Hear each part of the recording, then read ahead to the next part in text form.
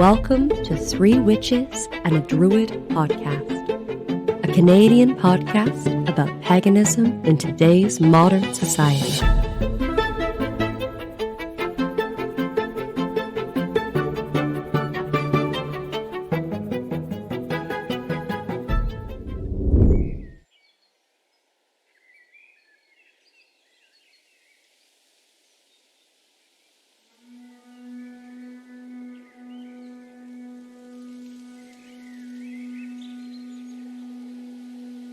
And now, Three Witches and a Druid podcast present Heilung.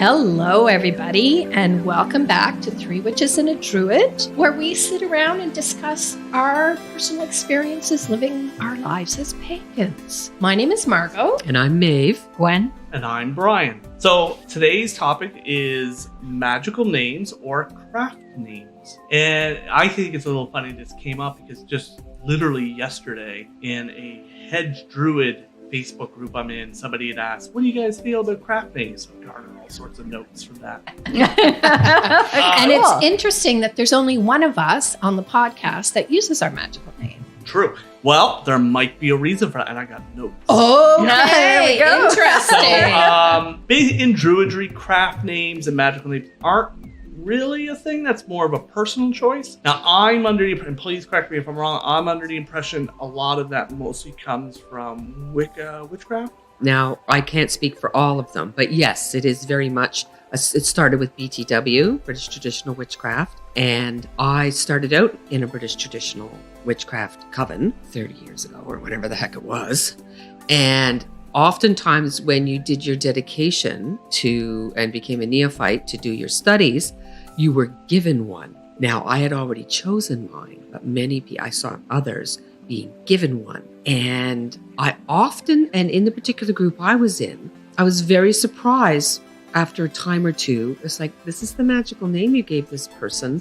It didn't seem to quite match their personality. It was something different. And the high priestess at the time told me, yes, but those are the qualities that they need to develop. They have plenty of this other quality. In their moving forward, they need more of this. And this is what they did. Now, I don't know if that goes for all BTWs or it was just this particular group I was in. Yes, it is very Wicca and witchcraft based. But other pagans, neo-pagans, use this concept. It's not a unique thing to Wicca. Other people do it. Well, it's another way of shifting your consciousness from the mundane world into your spiritual practice. Right. So I'm leaving, I don't want to say boring old Margot, but, leaving this persona behind to pursue something on a different plane, a different level. And whether I choose to give myself a different name to shift into that, which I think, like, I only use my magical name mostly privately. Right. Like, I haven't really used it a whole lot publicly. Very, very small group ritual Yes. and privately. Yeah, because actually my name came to me like moments before my dedication to Phoenix. Okay. Yeah. When Grey Owl and I were dedicated to Phoenix at the same time. And it was like a flash, a moment before walking through the portal that you had built. Mm-hmm. And that's when mine came to me. But that I use it in very private occasions for me. Now, my magical name is, I've been using it for, I don't know, 30 years just about. But I had it, and then I started using it on the radio show and here and there and going different places. So it is very much my public name. It's a very public name because... It's your pagan public name. My pagan public name, yes. And my name got added to. it's long. I have a full pagan name, but I find that I think back in the earlier to mid 90s, when you're on the radio, I didn't want people to be able to look me up in the phone book. I was going to say, like, is your pagan name in the yellow pages? Yeah, well... Or in the gray pages? No, but my legal name was right. The name on my driver's license. And I didn't wish for people, because believe it or not, back then, there was this guy, and more than once we got picketed at the witching hour, like in the Dow sub. And I did not want people knowing where I was or who I was. And I remember, too, public rituals on the commons. Yeah. We'd often have newspaper reporters or photographer there doing That's a whole episode I want to Yes. do someday. Being protested in the media. But I've always had a good experience being represented in the media as a pagan. Pretty good. But I remember one time our group was leading the ritual, and when they asked for our names, I gave her my real name. And Maeve was just like, "You're giving the newspaper your real name?" I'm like, I work at Little Mysteries. Everybody That's knows true. who I am. Like no one can. You can't out me. I'm out. Yeah. I'm about as out as you Yeah. can be. So I wasn't worried about it. But I understand a lot of people in those days too, because that was 30, Might 40 not years get a ago. job. Yeah. Yeah. People were- or even teachers. Yep. Teachers had a hassle, or, people had children. They didn't want, kids not being allowed over. This is 30 years ago. It was a different time. That Yeah. could happen. But I've been Maeve for so long. It is me. It's part of me Yeah. spiritually, and it's part of me publicly. And another thing people don't realize is you can change your name as time goes by. Right. Well, people do that. It's like that name and that person has been wonderful, but I have moved on. Mhm. It's kind of like discovering new gods or goddesses. Maybe you've had one or two that you've worked with for a while, during a certain period in your life, but then you're moving on. Right. And not that because all gods are one god and all goddesses are one god, it's the same thing, it's a different face in my mind. Yeah. But, sometimes these things change a little bit. But no, I am Maeve, and I've known some people 20 years, they have no idea what the name on my driver's license is.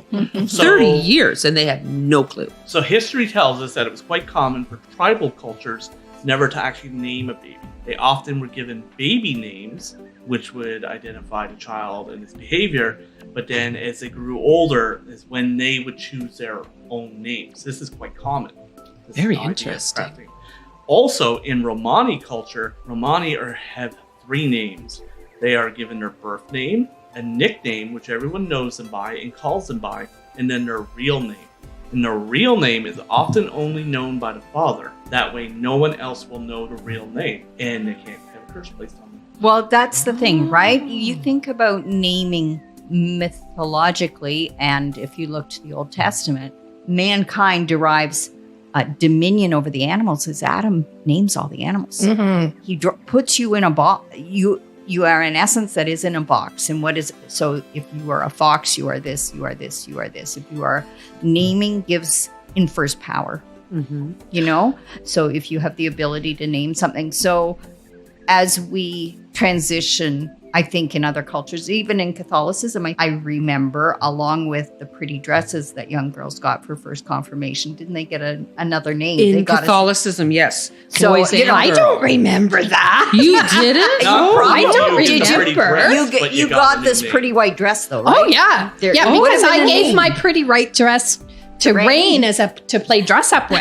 Yeah. No, that is So true. there's a No, they name. do, So even the there's boys and the girls. rites of passage names sort of thing. But there's all sorts of things with names. And it definitely, when you think of the power of names, I'm a Gwen. Let me tell you, there was no Gwens when I was young. There was no Gwens anywhere. I never met a Gwen until I was middle school age, and she was, to me, old, young, probably younger than I am now. And then probably, mid-90s or something, there was this upstart Gwen in the indie music business that then became massively popular, and now there's Gwen Gwens Stefani. now there's Gwens everywhere. I was gonna say, I think there was friggin' 14 goddamn Brians Yeah. in every school I ever went to. It was a common name right up with David. There was a Yeah. lot of Someday Davids all the when I was Brians growing will up. unite. Well, Not do I anything. named my eldest Eric, and I had never known an Eric in real life. I knew Erics in history and popular culture and everything. I never knew an Eric 5 in his grade 1 class. Well, and that's the thing. It's like when we named Atticus, there wasn't a single kid named Atticus, and then it was like one of the most popular names that year. I've met like I've 7 or 8 started Atticus. hearing it on shows, And that- and I don't know where They just where stole it my came from. because Yes. I super cool named my son that. And they're like, Yes. I want to do that. Well, too. did To Kill a Mockingbird make a resurgence? Not really. A second book came out that Oh. really nobody liked. Mm. I don't know if it was written by her, but everyone ignored it. So there was a resurgence in To Kill a Mockingbird, but it was because of another book. Wasn't that book, the second book was actually the first book they wrote, and they said you need to write a backstory to this, and that's when they Maybe. went and wrote To Kill a Mockingbird. Possible. Or there wasn't a re-release of the movie? No. No. But that's where his name comes from. And yeah, Mhm. there's like Mhm. tons Yeah. of them. Well, I know, again, there was no Margot's anywhere. No. And mine is spelt with no T. Yeah. And I was in Belgium when I started school because my dad was in the military. And all of my assignments, drawings, everything. I was in a French kindergarten. Big red T on the end of my name, the teacher put, Margot. because obviously this little girl does not know how to spell her own name. And I disliked my name because nobody had the same name as me. You could never find anything with your name written on it. I hear you. But over the years, I have come to really identify with my name. Yeah. And I am Margot, which Yeah. I think is why publicly, in public ritual, I'm very comfortable being Margot and presenting myself. Yeah. Because But when I started, publicly and all of that, my last name is extraordinarily unique. If you ever meet another one of us, we are related. There's DNA. It's DNA because the name has changed. It's the third incarnation of the name since my family originally came here. So it was made up around World War I in one little village. So if you see it, we're related. And there was just no way I was putting that out there because I was the only one. There's just no way it was going out there. There was just not. Because it was too easy. I mean, it was enough that I wasn't changing my name when I got married because my husband's last name was boring. Okay, so magical names. move to your favorite topic here, because often magical names are meant to protect you because they're supposed to be your real name so that you're not cursed, but you've put your magical name out there. But I find it started out as my magical name, but now it is more a public identity. Well, you've Almost also in a way. also just mentioned that your magical name is significantly longer than My that happened when I was with Phoenix. And it came up, and it's strange because I'm not Scottish in any way. But my full name, and I think I said it on the very first podcast, is Thistle Nick Maeve, Thistle, daughter of Maeve. And it was kind of the Thistle part. I forget how it happened, but people started, it sort of came up. Oh, they thought maybe you were a little prickly. Prickly? I wonder how that came about. That might have been back then because I used to be prickly. Now I'm just like... No, listen. I'm a menopausal mess. I couldn't possibly be prickly because I'm too emotional. I've lost that wonderful veneer of emotionlessness. Oh, it's terrible. I'd give anything to go back there. Yeah, but that is my full sort of magical name. So where that conversation's going is, do you consider that to be your real name? And how do you feel knowing that the Fae folk may listen to this and now know your real name? No flippin' fairies, in case. But the Fae folk don't know her government name. There we go. Because that of all things of what the Fae are most interested in. Your Service Canada given name. Yes. I don't know. I suppose I haven't thought about it real hard. It came up at the time. So it has been 20 years since I've had any kind of name change. And now that I'm getting in my older days, maybe I want to change it again. But I remember I picked Maeve, and I liked her because she was a goddess of sovereignty and intoxication. And no man could be king unless Maeve let him be king in Ireland way back when. And I'm not Irish either. but I enjoyed the mythology of that. And that's how that came up. No man could be king unless Maeve allowed it. I think he had to mate with her and all that too. But anyway. Right. So we've talked about names. We've talked about why you may have them. How do you get a craft name? Well, we have that story of the capital K craft names, Yes. which was kind of fun. What's that? What's that? Is that appropriate? So I don't know if this is a Canadian company or if this is a multinational, but there is a food distributor of cheese and all of these things that is called Kraft with a K. So it came to us that we all needed a craft name. And we had Lady Processed Cheese Slices, and we had... I'm Lady Blue Stilton. I remember that might be my true self, Lady Blue Stilton. And you know, So we you have a friend that was process It's- Lady Caesar salad dressing. Yeah, we had that's that. right. It sort of evolved, and then more cheeses became involved, and that's when I'm like, yeah, I'm Lady Blue yeah, still. we have a friend who is a Stay Puft Marshmallow because, you know, you toast them and she looks really crusty on the outside and she's big old mushy goo on the inside. Yeah. You know. There was a lot of thought that went into this A lot of around a craft. drunken fire one night. Okay. Yeah. Can I accept Mr. Russian dressing? Oh, yeah, that would be Russian amazing. That would be amazing. Yeah. You know for what? sure, That people- may be my true spiritual name.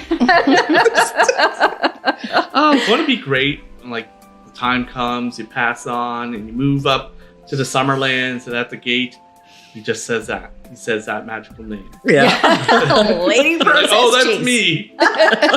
Well, there's the question. I've got, there's several. Who knows which one I'm going to be able to use? How do you find a craft name? I think, So you mentioned it being gifted to you by a higher priestess. Now, mine wasn't. I chose Right. mine. You I had chose mine yours. picked out. Sometimes Because she was Maeve and sovereign. That's right. Sorry. Sometimes they're gifted to you. Sometimes I think it may come as a magical association. You know what I mean?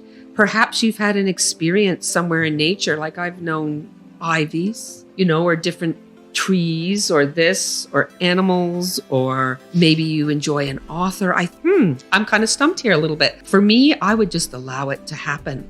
If you're out, oh, look, I'm here and I'm collecting juniper and I feel like this. And, maybe I'm having a little ethereal experience, and maybe you want to call yourself Juniper because it meant something to you. Or doing a meditation or journey work Meditation? too. Or Journey to work. find your Yes. name. That's Yeah. what I would Or suggest. Yeah. if you, But over time. over time, or perhaps there's a goddess. A lot of people are named, my name's after a goddess. A lot of people are after goddesses or gods, or something associated with a particular goddess or god. I can't even think of all of them. There's so many different names that people have, whether you're Grey Owl or you're Ravensbeard or you're this or you're whatever the case might be, something associated with a different god or goddess Right. can come up. It sort of comes to you. Again, you can be named if you're prepared to accept that. Right. A lot of people aren't. Or you can call yourself Colleen. Did you always want to be Cordelia like Anne Shirley? You could be Cordelia.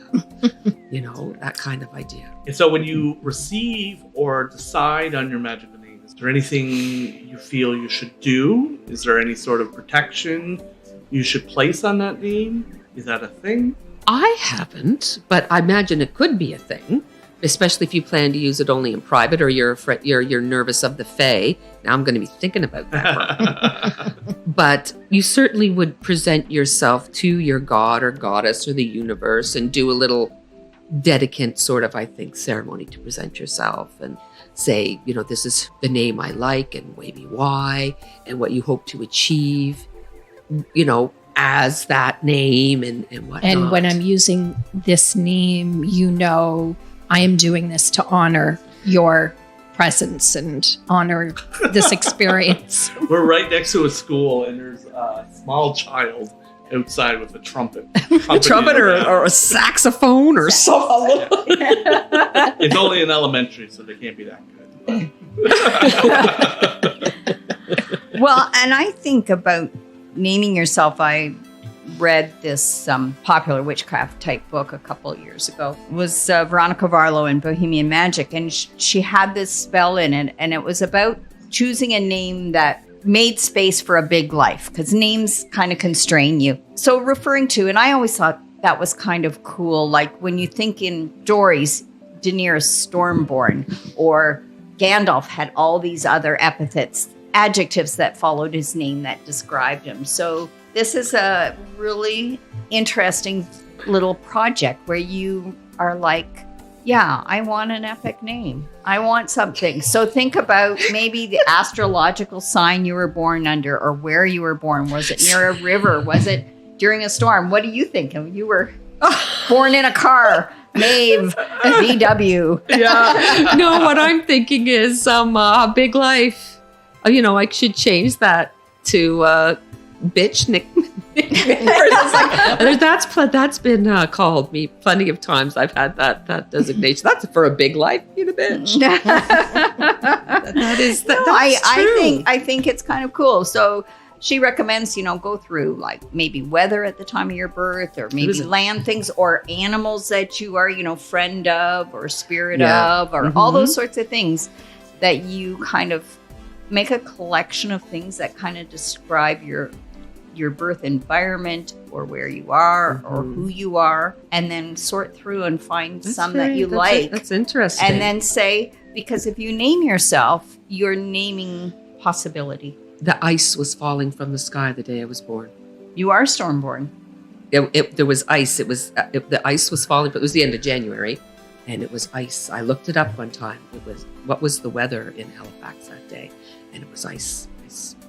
Very cool. Which is interesting because I really do like that whole Arctic-y snow, polar bears and snowy owls, and I always thought that was because I was born in winter, but it's too. I was born when the ice was falling from the sky. Isn't that interesting?